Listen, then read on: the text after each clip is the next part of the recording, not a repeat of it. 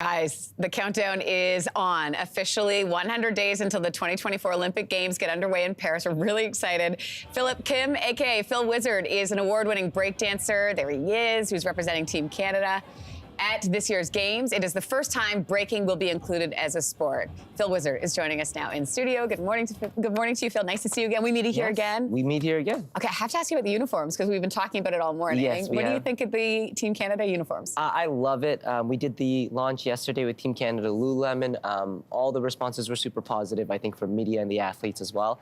So we're all super excited to look good in Paris. Yeah, what does it feel like? You know, we're also talking about the U.S. uniforms because there's been a lot of people talking about that and the high cut of the women's uniform. But in terms of what you need as an athlete, what you need to wear, what kind of consultation happens? They put a lot of thought into it. I think they said they worked with about 19 athletes to talk about the weather in Paris, the needs of the athletes, and they were really smart in adapting all the clothing for multi-use. So, for example, the podium kit that I was wearing, you can cut off the shirt and the pants so that you can wear it, but if it's too hot, you can cut it off so that you have a little bit more breathing room as well. Because how important is outfit to what you do? It's super important to what I do, and I'm also just personally really into fashion, and I think they did an incredible job. It looks amazing.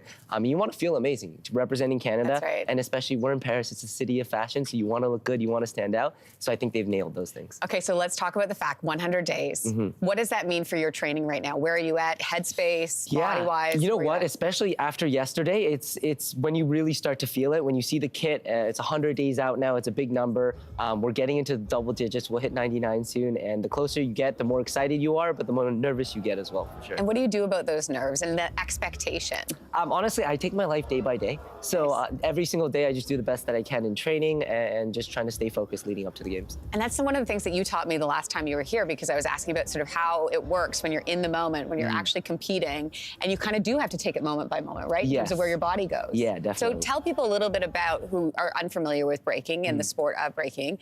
What should they be looking for, and what are you going to be showcasing? Yeah, so breaking is a dance, but it is a freestyle dance. So like you were saying, it is very moment to moment. There's a DJ playing music, and we have to adapt to the moment.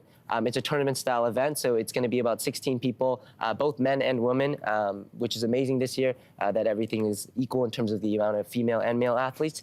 And we're competing on a one-on-one dance battle, basically. First round, round robin, then from top 8, it's just tournament all the way to the finals. Do you practice ahead of time by going to people's weddings and getting into a dance circle and doing a dance-off with anybody in particular? Yes, you can always practice. Do you do that, though? Like, if you're at a party, because like, let's say people don't know that you're like this very accomplished award-winning athlete, is that like your really great party trick that you bring out? It's not. I actually don't like to do it. You don't? Because it's like, it's just like, first of all, you think about I could get injured at this moment, but at the same time, it's also just like, I do this as my living and as my job. So I'm kind of like, I don't want to be the show off at like a dance party. But once in a while, when the vibe is right, then I'll definitely get it. I guess it's the equivalent. Sometimes Kelsey tells me, who's our meteorologist, she says sometimes when she's out, people will be like, do the weather, do the weather. It's like, well, wait, what? No, I do that every day.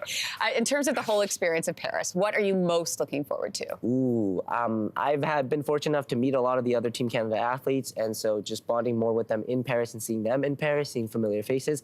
For me personally, the breaking community is super tight-knit, so I'm excited to be in the village with all of my other friends. Like some of my best friends will be there, and so I'm excited just to kind of have the whole experience with them as well. It's unbelievable the way you move your body.